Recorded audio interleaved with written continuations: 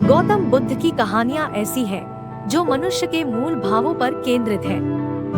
ये आज भी हमारा मार्गदर्शन करती है। इसी वजह से बुद्ध की कहानियाँ बेहद लोकप्रिय है।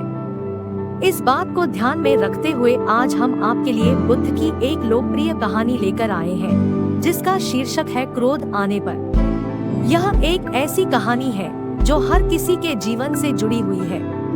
हमें उम्मीद है कि गौतम बुद्ध की ये कहानी आपको पसंद आएगी। क्रोध हर किसी को आता है। जब भी किसी की बात बुरी लगती है या किसी का व्यवहार पसंद नहीं आता है तो गुस्सा आ जाता है, और एक बार जब यह आता है तो फिर दिमाग से निकलने का नाम नहीं लेता। ऐसे में आप उस घटना को लेकर बैठ जाते हैं, उसके बारे में सोचते रहते हैं। हर समय वही बात दिमाग में घूमती रहती है। आप किसी से कोई भी बात करें, वह घटना बीच में आ जाती है।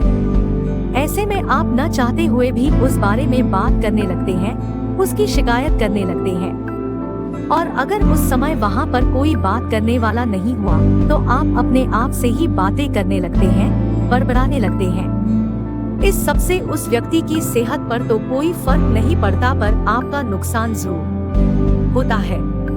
लेकिन अगर आप चाहें तो इस स्थिति से बच सकते हैं, इस नुकसान से खुद को बचा सकते हैं। कैसे, आइए जानते हैं। महात्मा गौतम बुद्ध की इस कहानी के जरिए एक बार की बात है। एक गांव में गौतम बुद्ध का प्रवचन चल रहा था। वे कह रहे थे, जब हम क्रोधित होते हैं तो दूसरों को नुकसान पहुंचाने की कोशिश करते हैं। लेकिन उस समय हम इतने आवेशित हो जाते हैं कि हमारी सोचने समझने की ताकत समाप्त हो जाती है। इसलिए क्रोध में हम सही निर्णय नहीं ले पाते और अपना ही नुकसान कर बैठते हैं। बुद्ध की उस सभा में एक गुस्सैल स्वभाव का व्यक्ति भी शामिल था।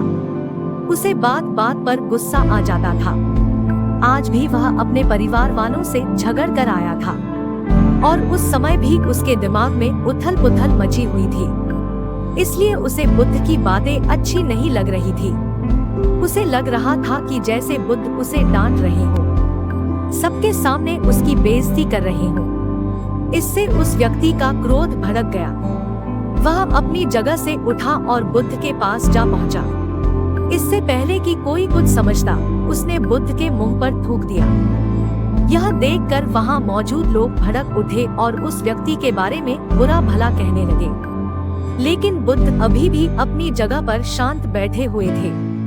उन्होंने अपना चेहरा पोंछा और बोले, क्या बात है वत्स, तुम्हें कुछ कहना है? उस व्यक्ति ने बुद्ध की बात का कोई जवाब नहीं दिया।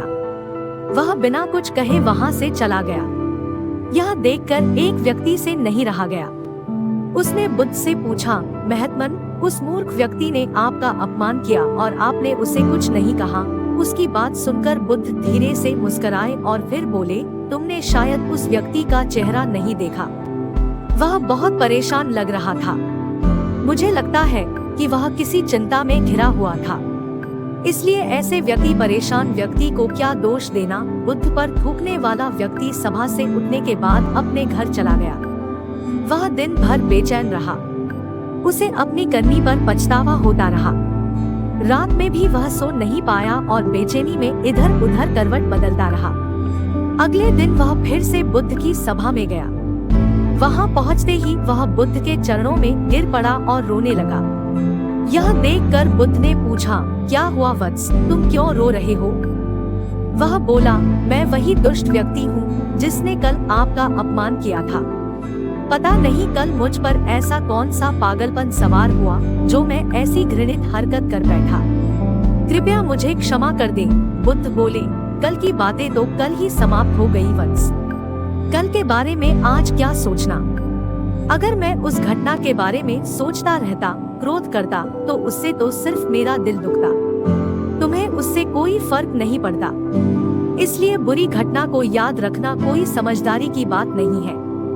इससे हमारी परेशानियां बढ़ जाती हैं और जीवन ठहर जाता है। इसीलिए अप्रिय बातों और अप्रिय घटनाओं को भूलने में ही समझदारी है। जो व्यक्ति ऐसी घटनाओं को भूल जाता है वही जीवन में आगे बढ़ता है, और जो उनमें उलझा रहता है उसका जीवन चक्रव्यूह के समान हो जाता है, जिसमें से वह चाह कर भी बाहर नहीं निकल पाता है। दोस्तों, गुस्सा करना बिल्कुल ऐसा होता है कि जहर तो आप पिए और कामना करें कि मर सामने वाला जाए। इसलिए जब भी कभी आपको गुस्सा आए तो इस बात को ध्यान में रखें कि अगर आप किसी से नाराज होते हैं और रूठ कर चुपचाप बैठे जाते हैं तो आप अपना ही नुकसान करते हैं। इससे आपके समय का तो नुकसान होता ही है, आपके शरीर का भी नुकसान होता है। इसलिए अप्रिय बातों और अप्रिय घटनाओं को लेकर बैठना कोई हल नहीं है। बेहतर है कि उन्हें भूलकर आगे बढ़ें। तभी आप जीवन के प्रवाह के साथ अपने आप को जोड़ पाएंगे और जीवन का आनंद ले पाएंगे। हम में से ज्यादातर लोग यही समझते हैं कि हमारे दुखों का कारण कोई दूसरा व्यक्ति है, और जब हम ऐसा मानते हैं तो हम अपने नियंत्रण की कमी और अक्षमता को अनदेखा कर रहे होते हैं। वास्तव में ये हम पर निर्भर करता है कि हम दूसरों के द्वारा प्रदान की गई नकारात्मकता को स्वीकार करते हैं या नहीं। अगर हम नकारात्मकता को स्वीकार करते हैं तो हम अपने पैरों पर कुल्हाड़ी मारते हैं, और जब हम उसे अस्वीकार कर देते हैं तो घृणा, क्रोध, हिंसा हर किसी से मुक्त हो जाते हैं। दोस्तों, हमें उम्मीद है कि आपको बुद्ध की ये कहानी क्रोध आने पर पसंद आई होगी। यदि आपको बुद्ध की कहानियों में रुचि है तो आप सब्सक्राइब बटन पर क्लिक करके बुद्ध की प्रेरक कहानियों का आनंद ले सकते हैं।